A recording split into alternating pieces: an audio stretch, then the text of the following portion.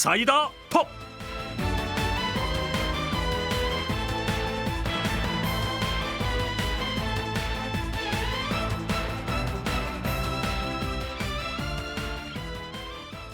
빅텐트로 향하던 제3지대 일단 2개의 중텐트로 재편된 모습입니다.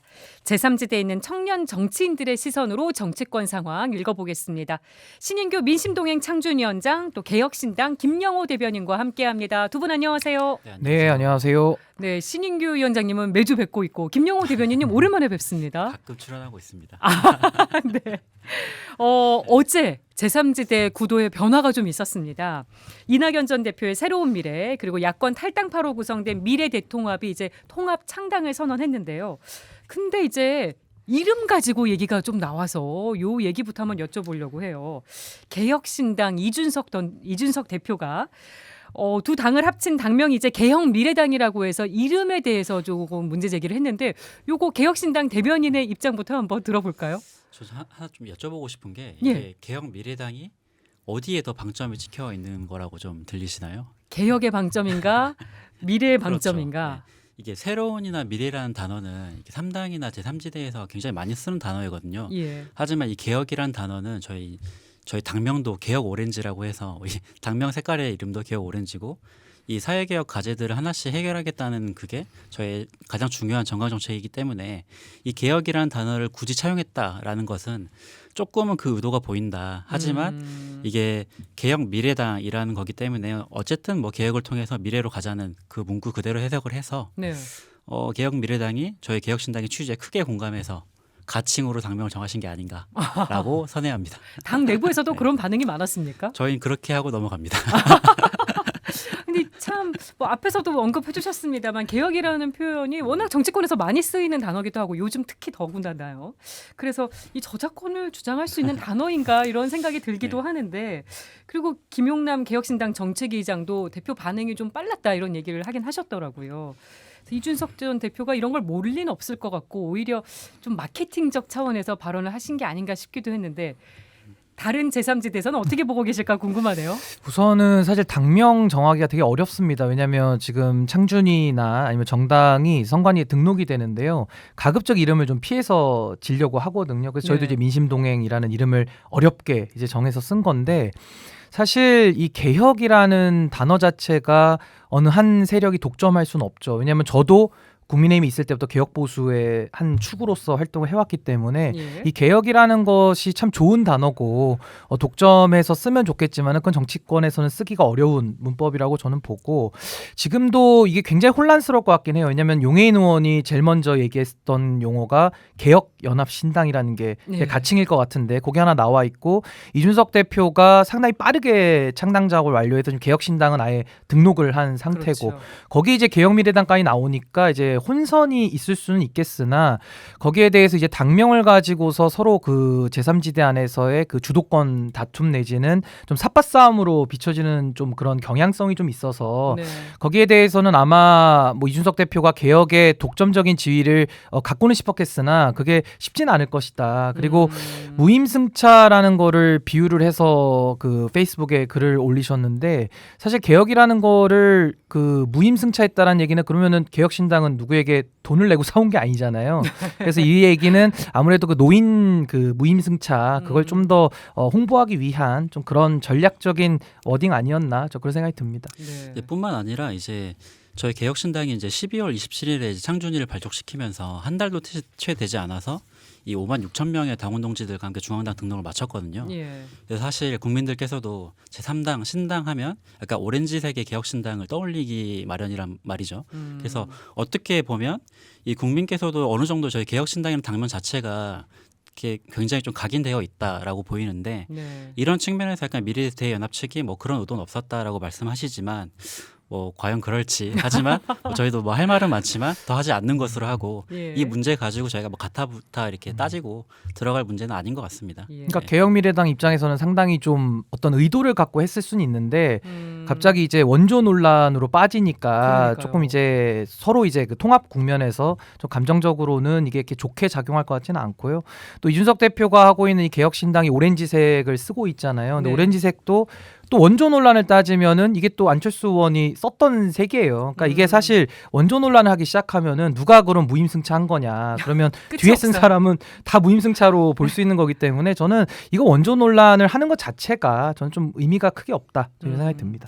어제 이제 구도가 재편되면서 제3지대 빅텐트가 가능할까 이런 전망도 많이 나오고 있습니다. 일단 두 개의 중텐트로 형성이 됐는데 뭐 지금 이름이 있긴 합니다만 그 전부터 이준석 신당, 이낙연 신당 이 두 전직 대표의 이름이 주축이 된 신당으로 여론조사며 이제 민심에 대한 조사가 많이 진행이 됐기 때문에 두 개의 중텐트로 양분화된 상황이 빅텐트로 갈 수 있을 것인가? 두 분 어떻게 보세요? 근데 저는 사실 이준석 대표랑 저는 이제 작년이죠. 작년 6월에 신당에 관한 저는 좀 이야기를 많이 나눴었는데 네. 저랑 의견이 좀 갈렸던 부분은 저는 좀 원칙과 기준을 중심으로 해서 보수 정체성을 가지고 좀 뭐 현역들이 안 나오면 안 나오는 대로 그 이념을 가지고 조금은 뭐 좀 장기적인 전략을 취하는 한이 있더라도 원칙을 좀 가지고 가자는 거였고 이준석 대표는 보수 진보를 좀 뛰어넘는 뭔가 상식을 기반으로 한 빅텐트 네. 이런 식의 정당을 이제 현역들 중심으로 좀 하겠다. 이래서 이제 의견이 좀 맞지가 않아서 이제 저도 다른 길을 가게 됐는데 지금에 와서 보면은 이준석 대표가 초반에 탈당을 하고 나서는 보수 진보를 뛰어넘자 이렇게 얘기를 했고 지금도 아마 김용남 의장이나 뭐 다른 분들은 빅텐트를 이야기를 하시고요. 네. 이준석 대표는 최근에는 뭔가 보수 정당을 강조하면서 또 빅텐트랑 이렇게 선을 긋는 이야기를 하고 있거든요. 그래서 이준석 대표가 가지는 그 메신저로서의 신뢰 부분도 조금은 문제일 수 있지만은 당내에서 다양한 목소리가 나오다 보니까 네. 이거를 당의 다양성으로만 볼 수 있는 것인지 아니면 당의 일관된 입장이 아직도 정해지지 않은 것인지 예. 아마 그 부분이 지금 삼지대 통합론을 앞두고서 굉장히 좀 생각의 차이가 좀 있지 않을까라는 생각이 들고 유권자들 입장에서는 그래도 어느 정도 선을 명확하게 긋는 게 좋죠. 왜냐하면 전략적 모호성을 계속 쓰게 되면은 좀 이렇게 어떠한 기준 없이 움직인다라는 인상을 줄 수가 있거든요. 그래서 어떠한 그 내부적인 의사 합의가 이루어진다면은 그 원칙을 가지고 좀 밀어붙이는 것이 좋지 않을까 저 그런 생각이 듭니다. 근데 그 신인 위원장님께서 말씀하신 그 원칙은 굉장히 약간 개인적일 수도 있고 약간 크게는 전체적인 그 함의를 모으기 굉장히 모호한 부분이 있거든요. 네. 그래서 그런 원칙을 세우고 약간 신당을 창당을 시작한 지금 이 단계에서는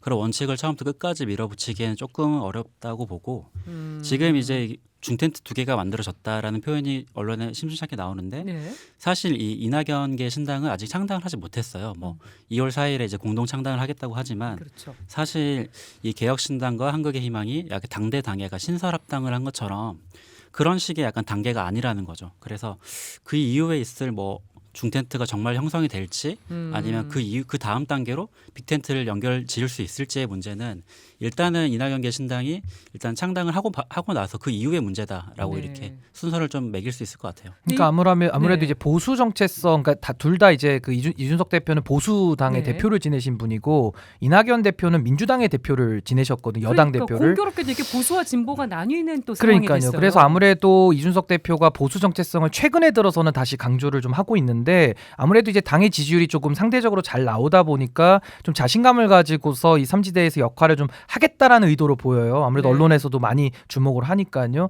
그래서 그렇게 됐을 때는 아마 민주당에 계신 분들은 그 본인들의 정치적 정체성을 바꿔서 들어와야 되는 거거든요. 그러니까 예. 그것이 아마 그분들에게 이제 그 소위 말 개혁미래당 이쪽 분들이 아마 정의당까지도 다 폭넓게 들어가 있기 때문에 처음에는 보수 이름 쓰지 말자고 하니까 이게 약간 빅텐트로 처음에 좀 갔던 거거든요. 그래서 예. 앞으로 좀 전략이 바뀌었다라고 하면 바뀔 수는 있는데 그렇다면 아마 통합에 있어서는 조금 더 어려움이 있지 않을까 그런 생각이 듭니다. 근데 약간 말씀이 좀 어폐가 있는 게 이게 이념을 뛰어넘어야 통합에 더 약간 속도가 붙는 거지 저희가 무슨 보수 정체성을 끝까지 고수한다고 해서 이렇게 빅텐트가 넓어지는 건 또 아니거든요. 그래서 저희가 생각하기에는 지금 국민들께서 가장 정치가 혐오스러운 이유 중 하나가 이 약간 그 양당 정치의 약간 폐해거든요. 그래서 예. 신당이 약간 우후죽순이 있을 수 있고 이합집산이 앞으로 있을 수 있지만 어쨌거나 가장 이 고구마 같은 좀 정치에 좀 사이다 같은 목소리를 낼 수 있는 공간을 마련하는 게 이 신당의 가장 출연의 그 존재 목적이기 때문에 네. 이념과 뭐 정책을 하나하나 이렇게 따지면서 가기보다는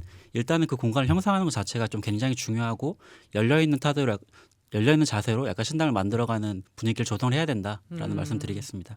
지금 뭐 여러 가지 뭐 연대 논의가 이루어지고 있는데 금태섭 전 의원을 필두로 한 새로운 선택이 아직 잠잠하고 민심 동행도 아까 잠깐 얘기해 주셨는데 그런 상황이어서 제3지대 안에서 모일 가능성은 어떻게 봐야 될지 나중이라도 가능성이 있긴 있을까요? 근데 저는 이제 다원화의 시대 정신 속에서 전 다당제로 가는 것이 한국 정치의 발전을 위해서 전 도움이 된다고 생각하거든요. 네. 근데 그 다당제의 원칙은 지금 국민의힘이나 민주당이라고 하는 사실은 이념 혼합 정당이에요. 대중정당이기 때문에 뭐 지향점도 모호하고 이제 양 정당이 지역을 기반으로 해서 지금 성장해 온 거거든요. 예. 그래서 저는 이제 소위 말하면은 양지대를 떠나서 양당을 떠나서 정치를 한다 그러면 어떤 정체성을 가지고 어떠한 비전을 구체적으로 국민들 앞에 내놓는가가 좀 매우 중요하다 생각합니다. 물론 아젠다도 중요하고요. 그래서 네.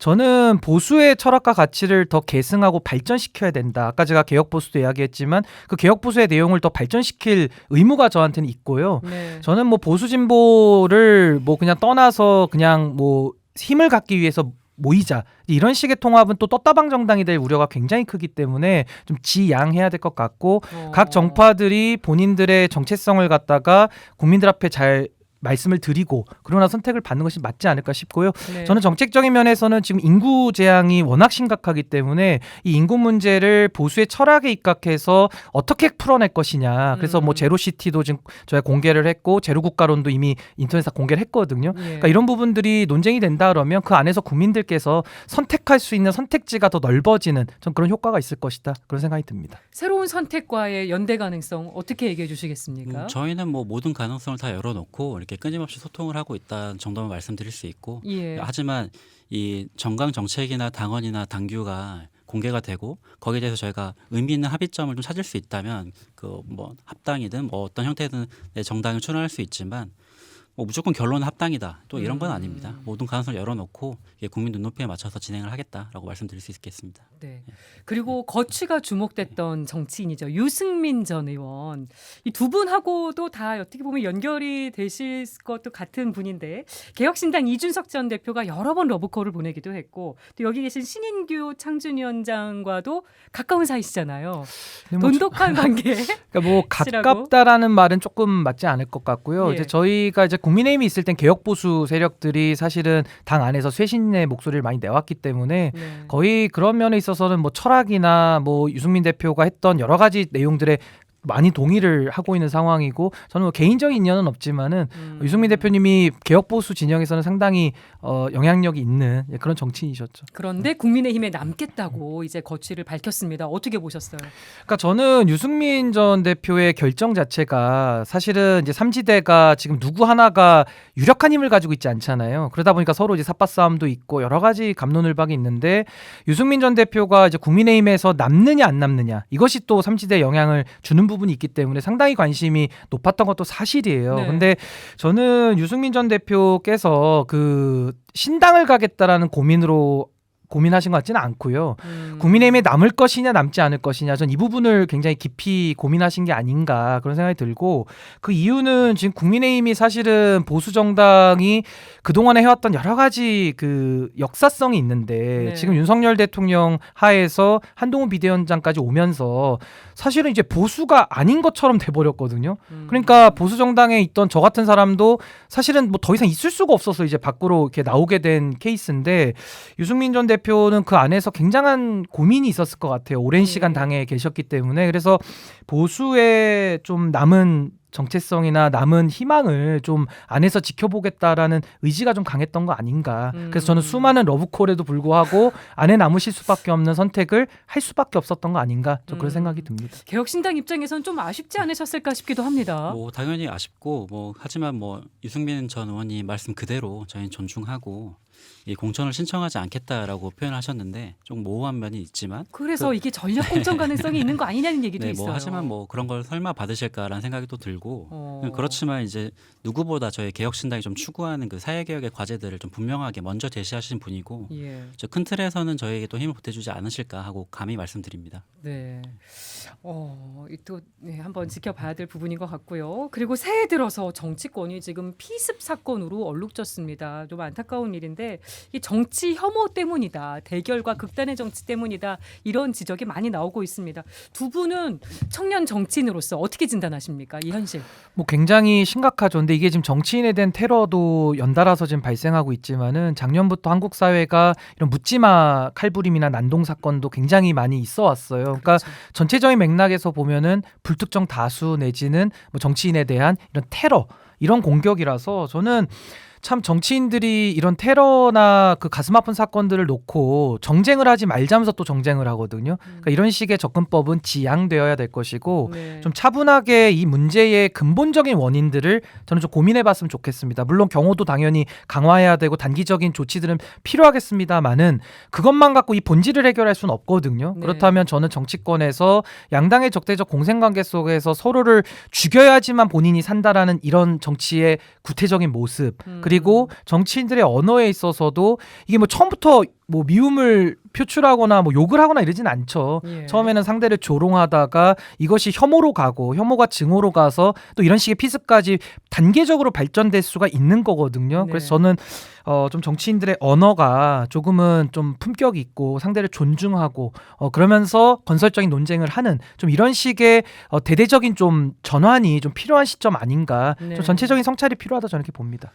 어떻게 네, 뭐, 보셨어요? 네, 뭐 신 위원장님 말씀 그대로 이게 먼저 너무 안타까운 일이죠. 그래서 먼저 다행히도 뭐 이재명, 배현진 전 그 의원께서 퇴원하시고 쾌차하셔가지고 너무 다행입니다. 네. 그래서 좀 이런 불행할 일이 다시는 반복되지 않아야 되고 오히려 정치권도 이런 약간 정치 혐오나 이런 약간 국민의 약간 극단적 분열 야기하는 데 좀 책임감을 느껴야 된다라고 말씀드립니다. 그런 점 네. 때문에 두 분이 더 제3지대로 나오신 게 아닌가 싶기도 합니다. 뭐 그것도 하나의 이유지만 일단 당내에서 공간이 없었기 때문에 뭐 변화의 가능성이 보이지 않아서 나온 건데 아무튼 저는 이 정치인에 대한 테러 문제는 이건 가볍게 여길 문제는 아니다. 왜냐하면 총선을 앞두고 이제 각 지역에서 이제 세게 붙을 거거든요. 네. 근데 이런 식의 테러가 계속 빗발치게 되면은 이거 선거 치를 수 있습니까? 그러니까 이거를 가볍게 여길 문제는 아니고요. 조금 더 정치권의 전반적인 성찰, 뭐 저를 포함해서 모두가 다 좀 해야 될 부분 아닌가 저 그렇게 생각합니다. 어쨌든 두 분이 예전엔 같은 당에 계셨던 거잖아요. 아까 전에 있었죠. 네, 이렇게 물론 지금은 가는 길이 좀 달라지셨습니다만 제3지대로 막상 나와 보니까 어떠세요? 저희 먼저 말씀드리면 그 지난 주말간에 저희가 강서구와 망원동 일대에서 약간 라보 트럭을 이용해서 이 정책 홍보 행사를 좀 많이 했었습니다. 예. 그래서 직접 마주한 그 시민분들께서는 정말 나오길 잘했다 이렇게 말씀해 주신 분들이 절대 다수였고 이게 말 그대로 이게 한 달도 안 되는 사이에 약간 5만 6천 명의 약간 당원 동지가 모였잖아요. 그만큼 저희 약간 개혁신당 자체가 약간 순풍을 만난 배처럼 이렇게 술술술 가고 있다라고 말씀드릴 수 있고 네. 이 거대 양당이 지금 이런 행사를 못하는 것도 사실 이 마이크로 타겟팅을 하는 행사 자체를 하진 못하는데 이게 온갖 욕설이 좀 난무하게 되거든요. 이게 그런 상황을 마주하기 싫기 때문에 거대 양당이 이런 거 못하는 건데 오히려 개혁신당만이 이렇게 밀접 접촉할 수 있는 행사를 좀 유리하게 할 수 있다. 또 네. 그만큼 시민들께서도 이 개혁신당 제3당에 대한 기대가 굉장히 높다라고 좀 느꼈습니다. 네. 강원 많다는 거 자랑해 아이 주셨는데. 뭐 충분히 그건 뭐 자랑하실 만한 일이고 저는 이제 나와 보니까 가장 크게 느끼는 것은 국민의힘이라는 것은 국민의힘에 그래도 자산이 있거든요. 네. 그 역사성과 뭐 그래도 대통령을 여러 차례 배출했던 정당 큰 정당이기 때문에 어느 정도 이렇게 당에 대한 홍보 자체가 필요 없는 네임드니까요. 이제 그런 게 있었지만은 이제 나와 보면은 민심 동행이라는 것부터 설명을 해야 되고 왜 나왔는지도 설명해야 된다라는 여러 가지 그런 어려운 면이 현실적으로 있어요. 근데 이제 저에게 많은 분들이 바라시는 것은 왜 이준석 대표랑 같이 하지 않느냐 이런 질문도 많이 받지만 네. 저는 각자의 생각과 그걸 따라서 국민들께 선택받는 네. 그런 과정 속에 있다 이렇게 봅니다. 네. 이번에 정책 얘기 좀 해볼게요. 민심동행에서는 2만 7천 자에 달하는 보수의 이념과 정책에 담긴 강령을 내놓으셨고 개혁신당은 오늘 총선 공약으로 여성 신규 공무원에 대한 병역 의무화 내놓으셨습니다. 저도 여성이어서 이게 좀 다 눈길이 가는 정책 공약이기도 한데 정책 막상 나가서 만들어보고 이렇게 해보시니까 어떠십니까? 그래서 저도 아까 말이 좀 끊어져서 네. 좀 이어가자면 그래서 어느 정도 제가 이제 새로운 길을 가겠다고 하니까 좀 정치에 있어서 원칙을 지켜달라 그리고 소신을 가지고 끝까지 좀 다른 모습을 보여달라는 주문을 많이 받고 있어서 특히 저도 창준이 저희 그 발기인 대회 할 때 어떤 분이 저한테 오셔서 손을 잡더니 변호사님 다시는 창준이 발기인 대회 안 오게 좀 해주세요 저한테 그러시더라고요. 그래서 그런 얘기도 그동안 하도 들으셨어요? 떴다방들이 많았다 보니까 그분들은 상처이신 거예요. 그래서 저는 저도 저희 당원들 생각하면서 끝까지 그 길을 가보겠다라는 마음으로 지금 방금 말씀하신 강령에 있어서도 저희가 조금 더 차별화를 내기 위해서 아주 상세하게 저희가 써 써서 올려놨고요. 그 강령에 담겨 있는 것들이 정말 시대 정신부터 해서 우리의 비전과 가치, 그러니까 제로국가론과 둥근사회론을 통해서 우리 사회가 지금 직면한 이 인구재앙이라는 문제가 너무나도 심각하거든요. 네. 그래서 저는 우리 민심동행을 인구재앙 해결하기 위한 원툴 정당이냐라고 물어보신다면 저는 감히 거기에 대해서도 저는 맞다라고 말할 정도로 너무나도 심각한 그 문제인식을 가지고 출발을 한 겁니다. 그래서 인구 문제의 진심이다. 그렇고요. 또 하나는 정당에 있어서도 지금 각 당들이 여러 가지 모습들을 선보이고 있잖아요. 네. 전 여기에 대해서도 각 정당의 민주성이나 운영 방식들은 다 다를 거라고 보고 그걸 보고 국민들이 선택하시는 거거든요. 저는 그 안에서도 가장 민주적이고 가장 국민들께서도 당원들께서 효능감을 느끼는 정당이 좀 돼야 되겠다. 네. 그 각오를 강령으로 표현해 놓은 겁니다. 네. 오늘 개혁신당 정책 공약 이거 만드신 배경 좀 들어볼까요? 이 정책들이 이제 무임승차부터 해서 약간 오늘 여성 이 병역 의무화까지 굉장히 좀 논쟁적인 거리가 굉장히 많은데 네. 저는 이게 되게 약간 파괴적인 창조라고 저는 생각을 합니다. 그래서 어. 이게 이 양당에서는 표 계산하기 시작하면 이렇게 약간 정말 필요한 개혁 과제들을 사회에 화두로 던지지 못하거든요. 그래서 저희는 이 표 계산을 하기 전에 이 우리 사회에 꼭 필요한 문제들에 대해 화두를 던지겠다. 네. 그게 개혁이다라고 저희는 생각을 하고 그 개혁 과정의 해답은 정해놓진 않았습니다. 이렇게 저희가 하나의 안을 제시한 거고 거기에다 합의점을 끌어가기 위해서 이걸 화두를 던진 거다라고 생각해 주시면 좋을 것 같고 그래서 이게 양당제가 이 무임승차 논란 약간 노인분들 눈치 봐서 얘기를 못하고 또 여성 병역 의무화 이거는 여성분을 또 눈치 봐서 또 얘기 못하고 이런 부분이 있기 때문에 그 어느 때문에 좀 필요한 말들을 할 수 있는 그런 공간이 정말 필요하다. 그래서 이렇게 개혁신당이 하는 정책에 대해서도 여러 언론이나 국민들께서 많이 주목을 해주시는 게 아닌가 싶습니다. 그리고 또 일부에서 갈라치기 아니냐 이런 지적도 계속 나오고 있습니다. 어떻게 정책을 생각하세요? 조금 꼼꼼히 보시면 이게 전혀 갈라치기가 될 수가 없습니다. 이게 모두 약간 남성과 여성의 약간 성별 문제가 나오면 이걸 무조건 젠더 갈등으로 약간 몰아가는 그런 약간은 뭐 관점이 있는데 네. 그걸 떠나서 정말 이게 우리가 병역 강국이라고 할 수 있는지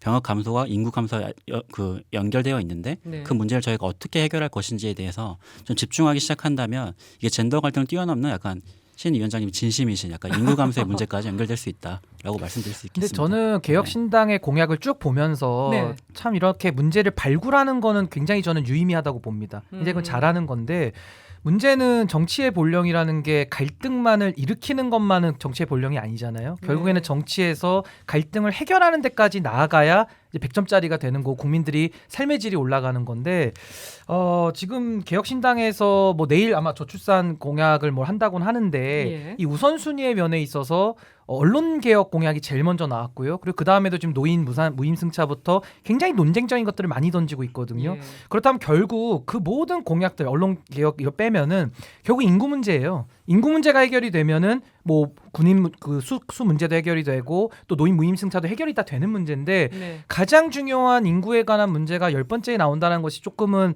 중요도 면에서는 좀 아쉬운 면이 있는 것이고 이게 본질적인 문제다. 그렇죠. 가장 본질의 문제고요. 그 노인 무임승차 문제도요. 저는 뭐 지역 어르신들에 대한 그 소외 이런 부분에 대해서는 당연히 우리가 관심을 가져야죠. 근데 이것을 수도권에 이미 인프라가 되어 있는데 그 노인들의 무임승차 때문에 적자가 났다라는 식으로 이게 보여질 수가 있어요. 그렇게 되면은 노인들께서도 지하철 이용하시면서도 그게 적자의 책임처럼 느껴지면 사회 갈등으로 유발될 가능성이 매우 높고 예. 오히려 그런 거라 그러면은 지방에 소외된 어르신들에 대한 대중교통, 네. 무임승차의 복지 확대 이런 식으로 이야기를 하면 되는데 이거를 현수막에도 무임승차 폐지로 걸어놓으니까 왜 폐지해?라고 물어보면은 또 폐지는 아니야 뒤에를 봐 이런 식이에요. 그러니까 소위 말하는 좀 어그로를 끌기 위한 이런 정책적 접근 방식이 네. 개혁신당에게는 좋을 수가 있어요. 당을 알릴 수 있고 정책을 홍보할 수 있는 이점은 있겠지만 거기서 오는 국민들의 오해와 또 오해를 통해서 발생하는 추가적인 불필요한 갈등들은 또 정치가 어떻게 해결할 것이냐. 저는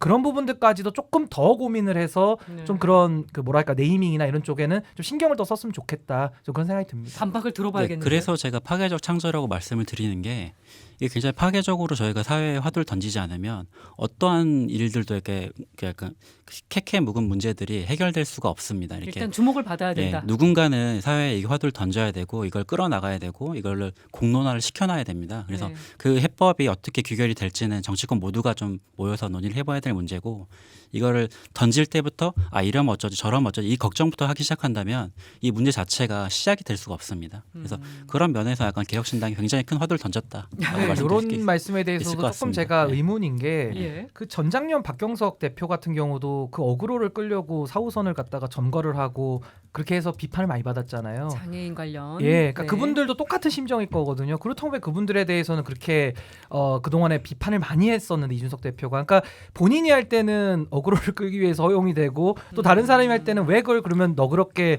넘어가지 못하냐는 또 얘기가 나올 수 있고, 저는 이렇게 생각하는 게 보통 정치 신인들이나 잘 알려지지 않은 사람들은 그런 관심 끌기라는 걸 전략으로 쓸 수 있습니다. 네. 그 충분히 뭐 저도 이해하는 부분인데, 이준석 대표는 그러니까 야당 그 여당의 대표까지 지내신 분이에요. 그렇다면 뭐 나이는 젊지만 그 정치 경력은 너무나도 길고 경륜도 많고 심지어 그 큰 당의 대표까지 지내신 분이기 때문에 굳이 이런 방식을 안 써도 충분히 언론이 받고 충분히 설명을 잘하실 수 있는 분인데 왜 그런 좀 언더독 전략을 할까요? 그러니까 밑에서 예. 치고 올라오는 분들의 전략을 아직도 고수하는지는 조금 의문이다. 왜냐하면 그 말 한마디를 통해서 정치인의 말이라는 게 굉장한 사회적인 영향을 많이 미치거든요. 네. 그런 부분까지도 좀 더 고려를 해야 될 것이다. 그런 생각이 듭니다. 오늘 두 분이 서로 바라보지 않고 토론하셔서 더 직설적인 얼굴을 토론이 보고 나오는 게 더 아닌가 좋았을 싶은데 다시 재반박 들어볼까요? 전장현 사례는 이거 비교할 수가 없을 것 같아요. 약간 전장현 사례는 직접적인 시민에 대한 그 물리적인 피해가 있었기 때문에 그런 부분을 감안하고서라도 이거를 사회적으로 우리가 해결해야 되냐, 그 문제에서 시작하기 때문에 그런 부분에 대한 비판은 사실 있을 수가 있는 거고, 네. 이 오늘 얘기했던 뭐 무임승차나 이게 여성 병역 의무화 이 문제들은 우리가 미래 세대를 위한 개혁 과제이기 때문에 그 논의의 약간 층위가 굉장히 좀 다른 부분이거든요. 네. 그래서 같이 놓고 비교할 수는 없다라고 말씀드리겠습니다. 그리고 요사안 끝으로 짚어보고 싶습니다. 이태원 참사 특별법. 이게 뭐 민주당이랑 야당 주도로 통과는 됐습니다만 지금 윤석열 대통령이 아마도 내일쯤 거부권을 행사하지 않겠냐는 전망이 나오고 있습니다. 거부권 행사도 지금 굉장히 많았고 이것까지 거부권 행사하냐, 오늘 유족들이 오체투지 행진도 했거든요.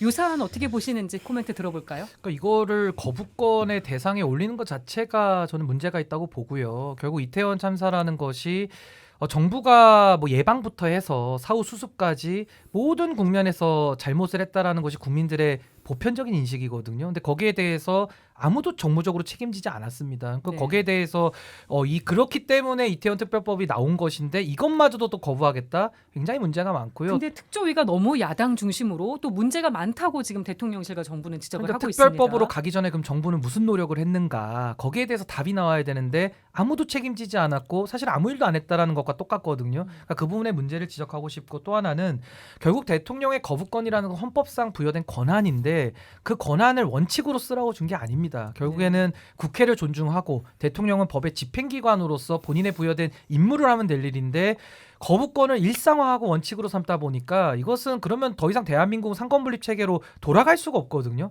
이거야말로 전 헌법 위반이다. 그러니까 윤석열 대통령도 조금은 자중하시고 정책이나 철학이 맞지 않아서 거부권하는 것은 널리 양해할 수 있습니다. 민주당이 또 밀어붙이는 경향도 있으니까. 근데 이태원 특별법에 대해서는 이 거부권 행사를 지금 국민들이 누가 이렇게 공감할 수 있을지 좀 의문입니다. 네. 개혁신당은 네, 어떻게 보세요? 저도 100% 공감하고, 이게 그 특별법까지 거부하는 게 좀 너무 좀 가혹하다라고 저는 느껴지고, 이게 네. 대통령의 측근 정치인 몇 지키자고 이게 수백 명의 유가족을 길거리에 내보는 게 과연 나라의 한 지도자로서 이게 할 일인가 저는 싶습니다. 그래서 이 공무원이나 뭐 경찰관들이 그날 있었던 참사에 대해서 어떻게 대응을 했는지 네. 이걸 사실 좀 보겠다는 건데, 사실 당연한 거죠, 그런 건. 근데 이것마저 좀 거부하는 것은 대통령실 자체가 이 이태원 참사를 가지고 정쟁화를 시키는 거다라고 저는 보입니다. 네. 아니, 심지어 한덕수 총리, 이상민 장관, 뭐 박희영 구청장, 오세훈 시장 다 자리에 있잖아요. 그러게요. 그러니까 이거를 국민들한테 어떻게 설명을 할 것이냐. 저는 사실 특별법을 통해서 특조위 꾸리고 또 뭐 조사하고 하면 시간 굉장히 오래 걸리거든요. 근데 저는 이태원 참사는 더 이상의 조사가 필요 없을 만큼 국가의 100% 귀책이라고 봐요. 그럼 더 이상 유족들 힘들게 하지 말고 오히려 차라리 이건 특검 내지는 수사기관들이 똑바로 일을 해서 이 네. 유족들의 아픔을 좀 치유할 수 있는 쪽으로 나아갈 수 있는 수단들이 충분히 지금 정부에도 있는데 그걸 가동하지 않기 때문에 저는 차선책으로라도 그렇다면 이 특별법이 필요한 거 아니냐, 저 그렇게 생각합니다. 여당 추천위원, 야당 추천위원 다 함께 들어가서 조사를 하는 건데. 네, 참 유족들이 아니 생명 앞에 여야가 어디 있고 보수 진보가 어디 있습니까? 네. 그 안타깝게 돌아가신 분들 유족의 마음을 좀 헤아린다면은 정부가 이런 식으로 국민들의 마음과 동떨어지는 의사결정을 하는 것은 매우 이건 비난받을 수밖에 없다. 저기 봅니다. 네, 근데 찬바닥에 정말 우체투지 행진하시는 모습이 보기가 좀 많이 힘들더라고요. 네, 두 청년 정치인의 목소리가 용산에 닿기를 바라면서 오늘 제발 그랬으면 좋겠네요. 네, 제3지대 청년 정치인들과의 토론 여기까지 하겠습니다. 두 분 고맙습니다. 네, 감사합니다. 감사합니다.